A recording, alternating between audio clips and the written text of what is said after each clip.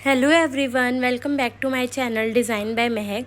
तो आज हम बनाएंगे ये ब्यूटीफुल सी trending V collar neck kurti के लिए मैंने 2.5 मीटर चिकनकारी फैब्रिक लिया है एंड उसके अंदर की लाइनिंग मैंने 2 मीटर क्रेप फैब्रिक ली है। पैंट के लिए यहाँ मैंने कॉटन फैब्रिक लिया है 2.25 मीटर।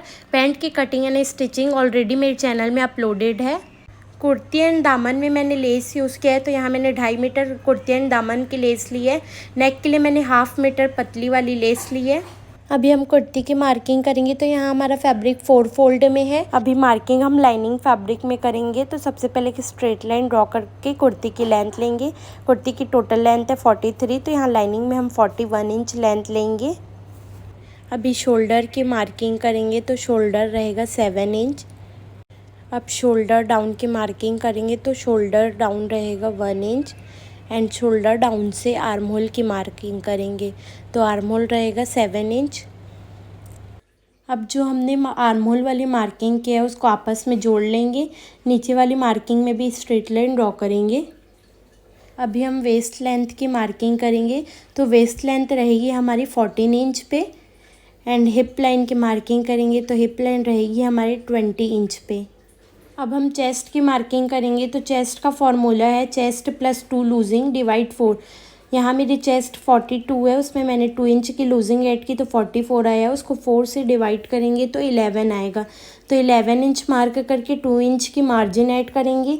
सेम वेस्ट का भी फॉर्मूला रहेगा, वेस्ट में भी 2 इंच की मार्जिन ऐड करेंगे एंड सेम हिप का भी फॉर्मूला रहेगा, hip plus 2 losing divide 4 and 2 inch की मार्जिन। अब सभी लाइन को आपस में जोड़ेंगे। मार्जिन वाली लाइन को भी आपस में जोड़ेंगे।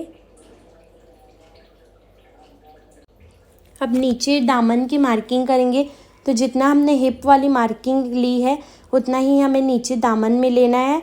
आपको अगर स्ट्रेट नहीं चाहिए कुर्ती तो थोड़ा 1/2 इंच एक्स्ट्रा 1 इंच एक्स्ट्रा बढ़ा भी सकते हैं। दोनों मार्किंग को आपस में जोड़ेंगे।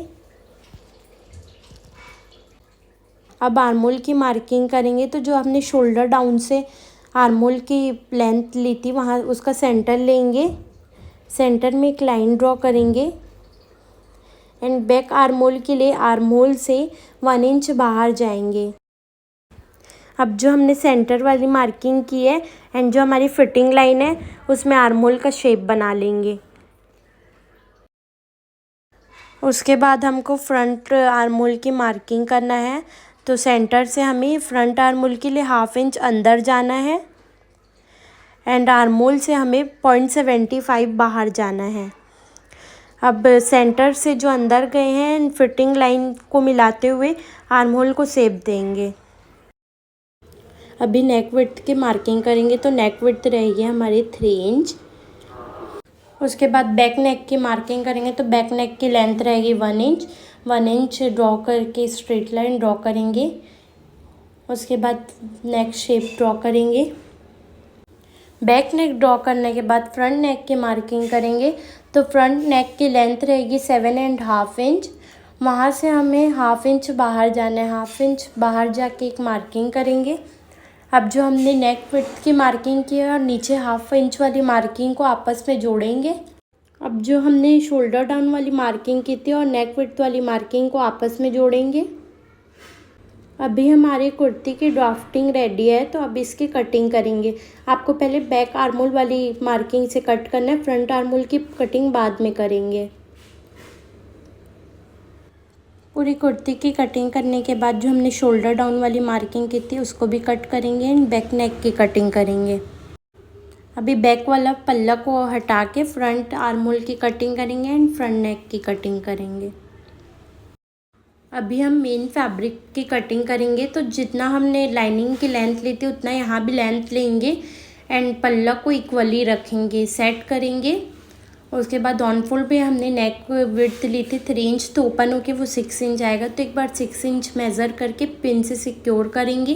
फैब्रिक को अच्छे से पिन सिक्योर करने के बाद एक बार सभी मार्किंग चेक करेंगे एंड इसको इक्वली कट टू कट करेंगे। नेक को भी हम कट करेंगे। जो हमने शोल्डर डाउन गए थे उसको भी कट करेंगे। सेम बैक पार्ट को ऐसे ही कट करना है। अब हम स्लीव्स की कटिंग करेंगे। तो स्लीव्स की कटिंग के लिए फैब्रिक को 4 फोल्ड में रखेंगे। स्लीव्स में मैंने लेस यूज़ किया है, तो यहाँ लेस को स्लीव्स के ऊपर 1/2 इंच में रखेंगे जो हमारे स्टिच में जाएगा। अब स्लीव्स की फुल लेंथ लेंगे। अगर आप लेस नहीं लगाएंगे तो आपकी जितने भी फुल लेंथ है उससे 2 इंच एक्स्ट्रा लेंगे। यहाँ मैंने फुल लेंथ से 1/2 इंच एक्स्ट्रा लिया है। एंड नीचे की विड्थ मैंने 10 इंच ली है, क्योंकि यहाँ हम बेल स्लीव्स बना रहे हैं। एंड ओपन साइड से हमें 3 इंच डाउन जाके स्लीव्स की शेप देना है। अब हमने जितना भी नीचे विड्थ लिया है, ऊपर डाउन वाली मार्किंग से 4 इंच नीचे जाके 1/2 इंच अंदर जाएंगे। जितनी भी हमने नीचे की विड्थ ली उससे 1/2 इंच अंदर जाएंगे एंड इसकी भी कटिंग करेंगे।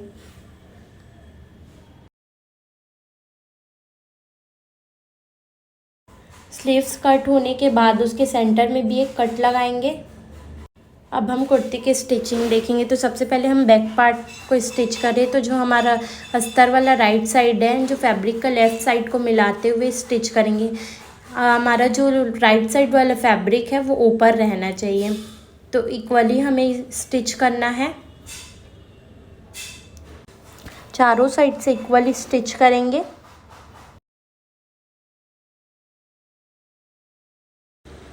अब जो अस्तर है उसको अंदर फोल्ड करेंगे।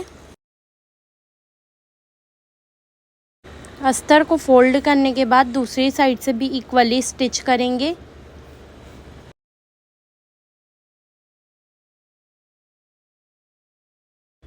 अब सेम फ्रंट पार्ट की स्टिचिंग करेंगे। तो जो हमारा राइट साइड वाला अस्तर का फैब्रिक है एंड कुर्ती की लेफ़्ट साइड वाली फैब्रिक को मिलाते हुए शोल्डर से 1/2 इंच पे स्टिच लगाते हुए पूरी साइड से स्टिच करेंगे।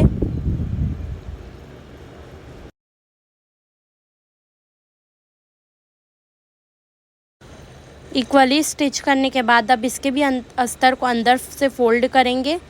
अब दोनों शोल्डर जॉइंट करेंगे। तो दोनों शोल्डर में 1/2 इंच में स्टिच लगाना है।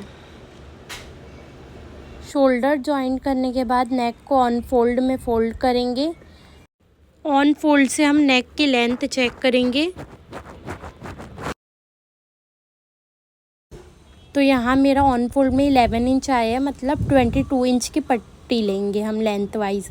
यहाँ मैंने 5 इंच विड्थ की पट्टी लिया है एंड ऑन फोल्ड में मैंने रखा है इसे। यहाँ मैं 2.5 इंच एक्स्ट्रा लूँगी। यहाँ मेरे 11 इंच लेंथ आया था, तो यहाँ मैं 13.5 इंच लेके कट करूँगी। कट करने के बाद इसमें हम बकरम अटैच करेंगे। तो उल्टी साइड, फैब्रिक के उल्टे साइड के ऊपर ग्लू वाली साइड से बकरम की को पेस्ट करना है।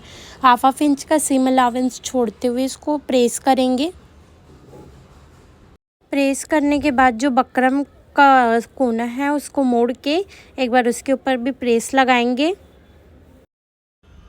प्रेस लगाने के बाद जो एक्स्ट्रा फैब्रिक है उसको बकरम की साइड से 1/2 इंच में फोल्ड करेंगे। हमारा फैब्रिक बकरम की साइड से 1/2 इंच में रहना चाहिए। 1/2 इंच में फोल्ड करने के बाद इसके ऊपर हम लेस लगाएंगे। अभी जहाँ से हम फोल्ड किए थे वो उसी स्टिच के ऊपर लेस को सीधा रखते हुए स्टिच लगा लेंगे। लेस स्टिच होने के बाद ये कॉलर को हम कुर्ती में लगाएंगे। तो 1/2 इंच में हमारी स्टिच होगी, तो 1/2 इंच में दोनों साइड से मार्किंग करना है एंड नीचे भी हमें 1/2 इंच में मार्किंग करना है। अब जो हमने कॉलर बनाया है उसको राइट फैब्रिक के ऊपर उल्टा रखेंगे, मतलब लेफ़्ट साइड रख के जो हमने 1/2 इंच फोल्ड करके लेस वाली स्टिच लगाई थी, तो जो लेस वाली स्टिच है उसी के ऊपर इक्वल रखते हुए हमें पूरी स्टिच लगानी है। तो यहाँ मैं पहले नीचे 1 इंच मार्क करके उसी मार्किंग को जो हमने 1/2 इंच में मार्क किया था उसके साथ मिलाते हुए लेस वाली स्टिच के ऊपर पूरे स्टिच करना है। अब हमने दूसरे साइड जो मार्किंग करें वहीं तक स्टिच लगा के एक्स्ट्रा फैब्रिक को कट करना है। अब कॉर्नर में कट लगाना है एंड फैब्रिक को सीधा साइड करके उसके पूरे साइड्स पे स्टिच करेंगे।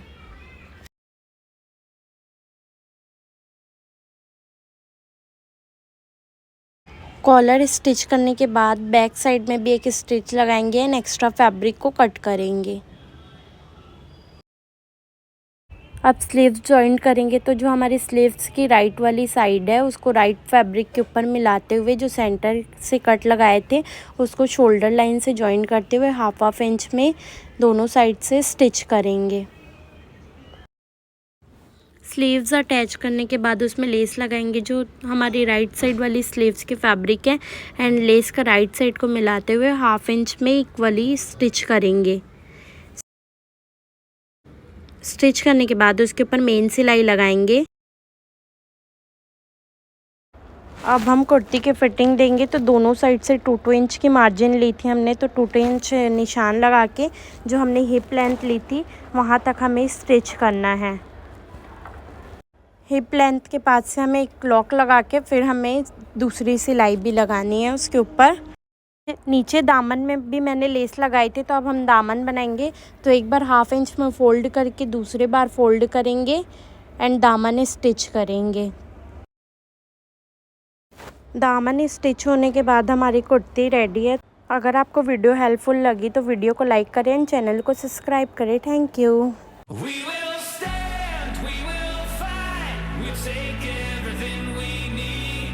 We won't